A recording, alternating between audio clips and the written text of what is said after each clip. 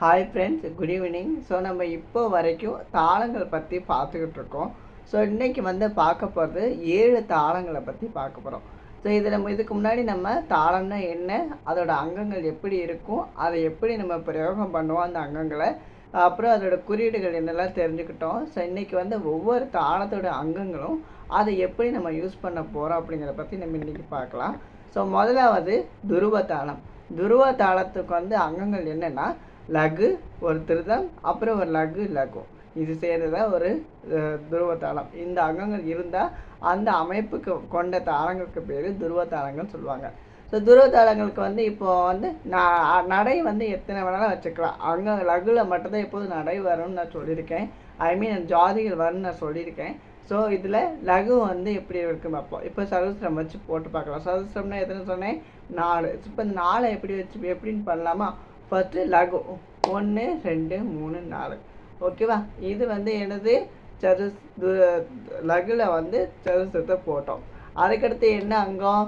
திருதம் 1 2. அப்புறம் என்னது?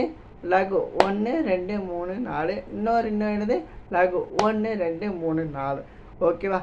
So first ஒரு லகு, அப்புறம் ஒரு திருதம், ஒரு லகு லகு. ஸோ இதில் சேர்ந்ததான் என்னது? துருவ தாளத்தோட அங்கங்கள். இதை இப்படி தான் பிரயோகம் பண்ணுவாங்க. அதுக்கடுத்து மட்டிய தாளம். மட்டிய தாளத்துக்கு அங்கம் என்னென்னா ஒரு லகு, ஒரு திருதம், ஒரு லகு. ஆக்சுவலி இது நம்பர் வைஸ் சொன்னால் 101 அப்படின்னு நம்ம கவுண்ட் பண்ணி வச்சுக்கலாம், ஒரே ஒரு மனக்கணக்காக வேண்டி. ஓகேவா? ஸோ இது எப்படி பிரயோகம் பண்ணுவாங்க? இதே சதுசிரமாகவே போடுவோம். 1 2 3 4. ஒரு திருதம் இருக்கு இல்லையா? 1 2. இன்னொரு லகு இருக்குது 1 2 3 4. ஓகே, ஒரு லகு, ஒரு திருதம், ஒரு லகு, இது சேர்ந்தால் என்னது? மட்டிய தாளம். ஸோ அதுக்கடுத்து என்னது? ஜம்ப தாளம், ரூபக தாளம். ரூபக தாளம் எப்படி போடுவாங்க? அதோட அங்கங்கள் எப்படி இருக்கும்? ஒரு லகு, ஒரு திருதம், ஒரு லகு, இது சேர்ந்ததான் என்னது? துருவ தாளம். ஸோ துருவ தாளம் எப்படி நம்ம பிரயோகம் பண்ணலாம்? ஸோ மேலே திருதம் 1 2. அப்புறம் என்னது இருக்குது? ஒரு லகு. லகுல எப்போது சதுசரம் தான் 1 2 3 4.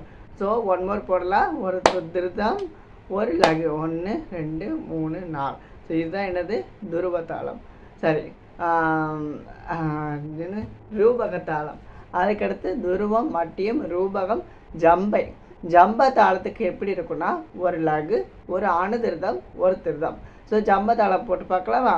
1 2 3 4. இப்போ நம்ம எல்லாமே சதுசரமாக தான் வச்சு போட்டுட்ருக்கோம். அதனால எல்லா அங்கங்களையும் லகு வரக்கூடிய எல்லா இடத்துலையுமே இங்கே சதுசரம் தான் யூஸ் பண்ணணும். எப்படி? 1 2 3 4. அதுக்கடுத்து என்னது? ஒரு அணுதிருதம். அணுதிருதத்தோட செய்கையோட இப்போ ஆக்ஷன் எப்படி இருக்குன்னா அதுக்கு ஒரே ஒரு பீட் மட்டும் கொடுத்தாலே போதும். அதுக்கடுத்து என்னது? திருதம் 1 2. ஸோ இதெல்லாம் சேர்ந்ததான் என்னது? ஜம்பத்தாளம். அதுக்கடுத்து திரிப்புட தாளம். திரிப்புட தாளம் எப்படி இருக்குன்னா ஒரு லகு, 2 திருதம் இருக்கும் அதுக்கு. ஓகேவா? ஸோ அதை எப்படி போடலாமா? 1 2 3 4. இது ஒரு லகு முடிஞ்சிருச்சு. அப்புறம் திருதம் 1 2, இன்னொரு திருதம் 1 2. ஸோ இதெல்லாம் சேர்ந்தது என்னது? திரிப்புட தாளம். அதுக்கடுத்து அடத்தாளம். அடத்தாளம் எப்படி இருக்கும் அப்படின்னா அதோட அங்கங்கள் பார்த்தோன்னா ஒரு லகு, இன்னொரு லகு, ஒரு திருதம், இன்னொரு திருதம். ஸோ அப்போ 1100 அப்படின்னு நம்ம கன்வே வச்சுக்கலாம், ஒரு நம்ம மனக்கணக்காக வேண்டி. ஓகேவா? ஸோ இது எப்படி நம்ம செயல்படுத்தி பார்க்கணும்? முதல்ல லகுல ஒரு 4 போடணும்.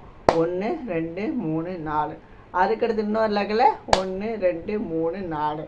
அப்புறம் இன்னொரு திருதம் இருக்குது 1 2 1, இன்னொரு திருதம் 1 2. ஸோ 2 திருதம் 2 லகு. ஃபஸ்ட்டு என்ன அங்கங்கள் நம்ம ஃபஸ்ட்டு எடுத்துக்கிறோமோ அதுதான் நம்ம போட்டுட்டு வரணும் எல்லா தாளங்களையுமே. ஸோ அதுதான் நம்ம இப்போ பார்த்துட்ருக்கோம். அதுக்கடுத்து கடைசியாக ஃபைனலி இருக்கக்கூடியது ஏக தாளம்.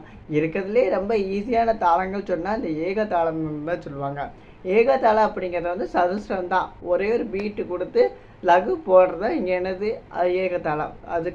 அதோட அங்கமே லகு மட்டும்தான். திருதமோ அணுதிருதமோ இந்த ஏகதாளத்துக்கு வராது. ஸோ அதனால் ரொம்ப ஈஸியான தாளம் சொல்லுவாங்க. ஸோ இதை இது ஏகதாளத்தை போட்டு பார்க்கலாமா?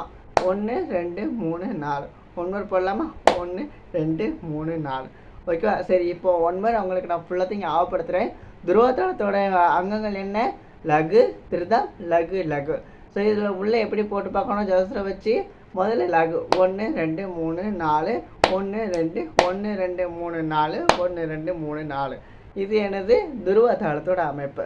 அதுக்கடுத்து மட்டிய தாளம். மட்டிய தாளத்தோட அங்கங்கள் நினைச்சுனே ஒரு லகு, ஒரு திருதம், ஒரு லகு. ஸோ இது எப்படி பண்ணோம்? 1 2 3 4 1 2 1 2 3 4. அதுக்கடுத்து என்னது? ரூபக தாளம். ரூபக தாளத்தோட அங்கங்கள் என்ன? திருதம், ஒன்று லகு. ஸோ எப்படி பண்ணோம்? 1 2 1 2 3 4. ஓகேவா? அதுக்கடுத்து என்னது? துருவம் மட்டியம் ரூபகம் ஜம்பதாளம். ஜம்பதாளத்துக்கு அங்கங்கள் எடுத்துனே ஒரு லகு, ஒரு ஆணுதிருதம், ஒரு திருதம். 1 2 3 4 1 1 2. ஸோ இதுதான் என்னது? ஜம்பதாளத்துடைய அங்கங்கள். அதுக்கடுத்து திரிபுட தாளம். திரிபுட தாளத்தோட அங்கங்கள் என்ன? ஒரு லகு, ஒரு திருதம், ஒரு மற்றொரு திருதம். ஸோ இது எப்படி போடணும்? 1 2 3 4 1 2 1 2. இதுதான் என்னது? துருவ தாளத்தோட அமைப்பு. திரிபுட தாளத்துடைய அங்கங்கத்துடைய அமைப்பு செயல்பாடும். அதுக்கடுத்து செயல்படுத்துகிற விதம். அதுக்கடுத்து ஆடத்தாளம். ஆடத்தாளத்துக்கு ஒரு லகு, இன்னொரு லகு, ஒரு திருதம், மற்றொரு திருதம். ஸோ 1100 நம்ம ஞாபகம் வச்சுக்கணும். ஸோ இதை எப்படி செயல்படுத்தணும்? 1 2 3 4 1 2 3 4 1 2 1 2. அதுக்கப்புறம் என்னது? கடைசி ஏகதாளம். இருக்கிறதுல ஈஸியான தாளம் ஏகதாளம் நான் சொன்னேன் இல்லையா? ஸோ அதை எப்படி போட்டு பார்க்கலாம். 1 2 3 4.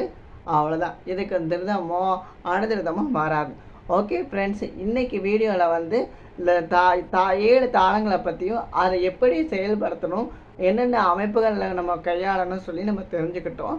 ஸோ இதே மாதிரி இன்னும் நிறைய தெரிஞ்சுக்கிறதுக்கு என்னோடய கேகேபிஎஸ் சேனலை சப்ஸ்கிரைப் பண்ணுங்கள், ஷேர் பண்ணுங்கள், கமெண்ட் பண்ணுங்கள். மறக்காமல் இது உங்களுக்கு பிடிச்சிருந்துச்சுன்னா தாளங்கள் சொல்லி எனக்கு கமெண்ட் பண்ணுங்கள். தேங்க்யூ.